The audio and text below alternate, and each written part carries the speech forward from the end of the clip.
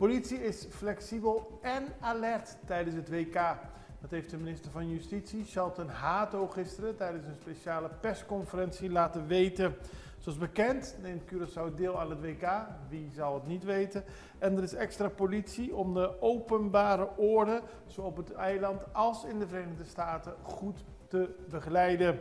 Gisteren gaf de politie een persconferentie en Shalton Hato, de minister, was daarbij aanwezig. En daarbij werd onder meer gezegd dat de politie flexibel zal zijn en tolerant, maar tegelijkertijd duidelijke grenzen stelt. Zo zal er streng worden gecontroleerd op geluidsoverlast in de wijken en de maximale capaciteit bij horecagelegenheden, dus niet te veel mensen. Ook in het verkeer staat een zero-tolerance beleid.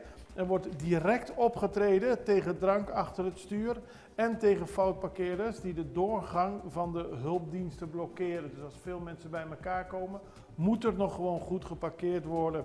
Supporters die na een overwinning in een karavaan over de straat willen trekken, moeten die route vooraf melden bij de politie.